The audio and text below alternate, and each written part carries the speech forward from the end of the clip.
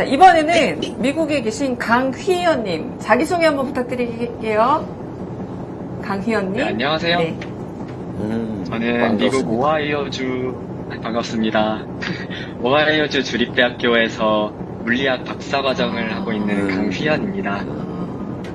네. 이제 박사과정. 미국에 온 지 한 2년 정도 됐습니다. 1년이요?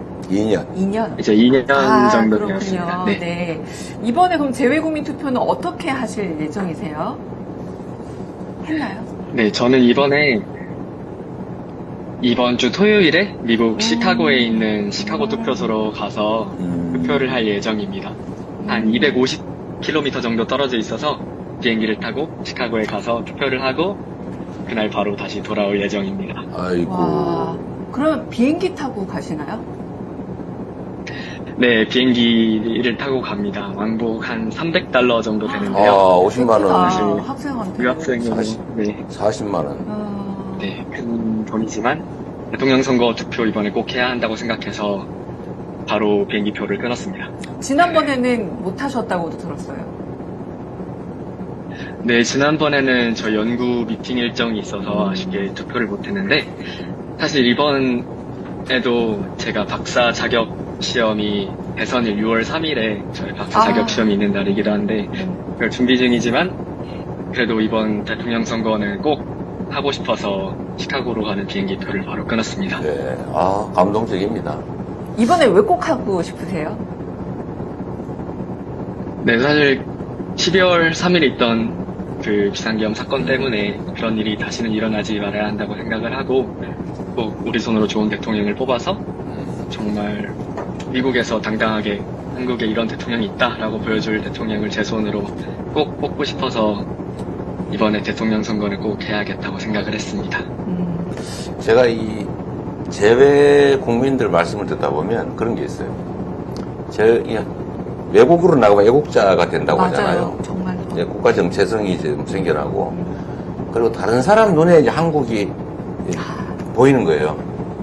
근데 한국이 막 인정받고, 한류 뭐 이런 걸로, 또 민주주의 국가로, 정말 쓰레기통에서 장미가 피겠냐 이런 얘기 듣다가 가장 민주적인 나라로 촛불혁명도 성공하고 그런 나라가 됐다고 자랑스러워했는데 비상계엄, 군사 쿠데타 이러니까 창피해서 자존심이 막 상한다고 그런 들었어요. 얘기를 많이 네. 들었어요. 근데 사실 그게 이제 국격이라고 하는 거죠. 국가의 품격, 권위, 신뢰 이런 건데 이런 게 많이 깨진 안타까움이 있고요. 그게 소위 소프트 파워잖아요. 맞습니다. 대한민국, 뭐 훌륭한 나라, 위대한 나라, 네.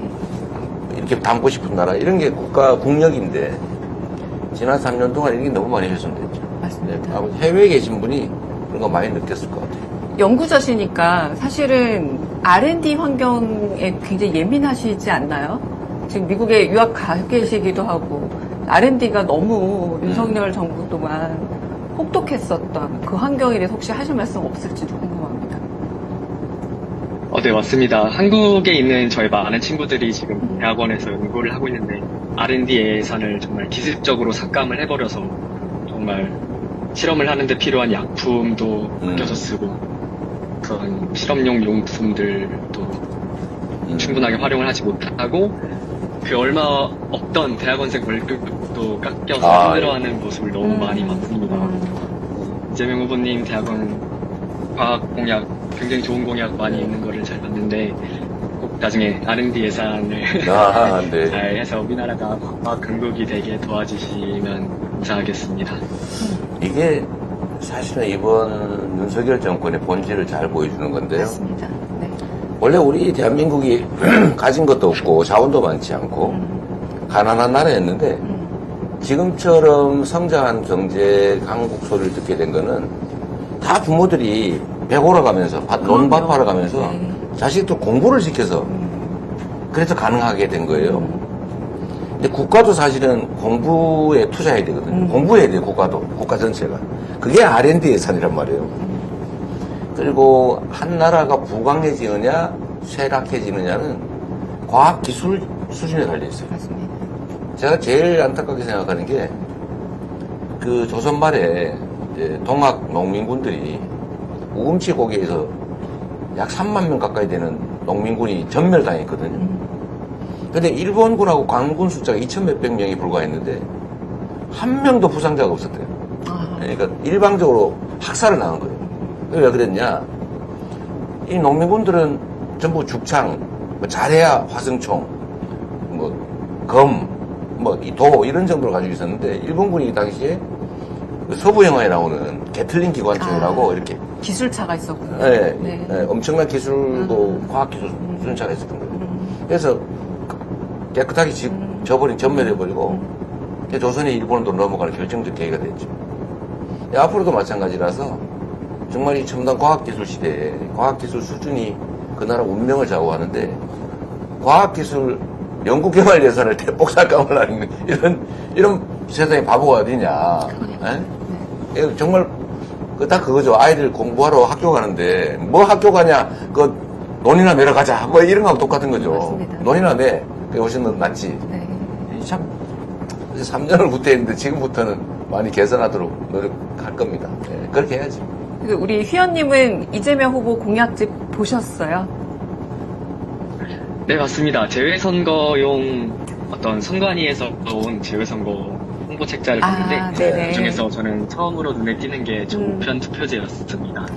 주변에 있는 많은 유학생들이 거리나 이런 비용의 문제로 투표장에 가는 걸 힘겨워하고 있는데 우편 투표제가 되면은 더 많은 교민들이 참정권을 행사할 수 있을 거라고 생각해서 저게 가장 눈에 띄고 정말 좋다고 생각했습니다. 어떠세요? 네. 이게 투표라고 하는 게 국가 주권, 국민들의 국가 주권을 행사하는 거잖아요. 이게 가장 큰 국민의 권리인데 이게 현실적인 여러 가지 이유로 제한한다고 하는 것은 국민 주권을 사실은 부정하는 거죠. 저는 그런 생각도 들었는데 이게 투표가 옛날에는 권리였잖아요.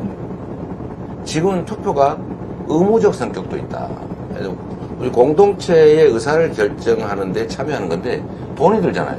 시간도 들고 가서 밥도 사 먹어야 되고 차비도 들고 특히 재외국민 같은 경우 멀리 다녀야 되고 약간 역차 등록하러 한 번 더 가야 되죠. 이게 등록하라고 투표하러 가고 이거를 왜 국민이 부담하냐 그거를.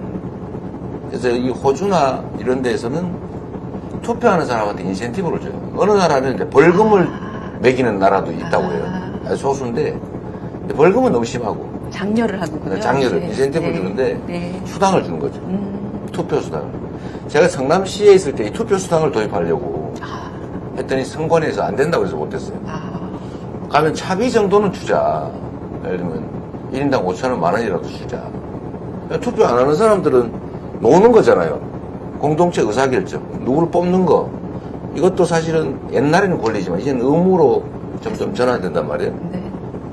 그래서 재외국민들한테도 이게 비용을 다 대일 수는 없지만 최소한 편의는 최대한 봐줘야 되는 거 아니냐. 투표소를 늘린다든지 아니면 등록과 동시에 투표할 수 있게 해준다든지 아니면 우편 투표도 안전성이 보장되는 확실한 방법을 강구해서 쉽게 빠르게 투표할 수 있는 길을 열어줘야 되는 거죠. 네, 꼭 그렇게 되기를 바랍니다. 마음은 있는데 300불 사실 적은 돈 아니거든요. 근데 저는 이런 걸 할 때마다 국민의힘 쪽에 이런 걸 반대한단 말이에요. 사전 투표도 하지 말자. 투표 시간도 줄이자. 그러니까요. 지금 그런다고요. 그 다음에 이 재외국민들 그럼 점점 더 강화하자. 우리는 쉽게 만들자는 건데. 난 이해가 안 돼요. 이게 결국은 이걸 여러분들이 좀 이해를 해주셔야 되는데 우리 국내 내국인들도 많이 보실 거니까 투표를 못하게 하는 게 저 기득권 세력의 목표예요. 그렇죠. 반대로 얘기하면 투표를 안 하는 건 저들을 도와주는 거예요. 투표를 포기하거나 투표를 안 하는 게 중립이 아니고 아무 관계 없는 게 아니고 결국 그들을 도와주는 거다. 정말 투표하셔야 돼요. 그래야 여러분의 나라가 열립니다. 투표해야 세상이 바뀐다라는 말씀이고. 그리고 참 이 해외 유학생이시니까 지금 과학기술 연구개발자들이 해외로 다 많이 나간대요. 유출입니다. 유출이 엄청 나는데 사실 미국 같은 경우는 해외에 유수한 인력들을 받아서 발전하는 거거든요. 우리도 들어오기는 못할 망정 나가는 거는 안 나가게 해줘야 되는데 결국 이것도 사실 예를 들면 대우라든지 전망이라든지 이런 측면에서 국내에 잔류하거나 아니면 해외에서 들어올 수 있는 유인을 만들어줘야 됩니다.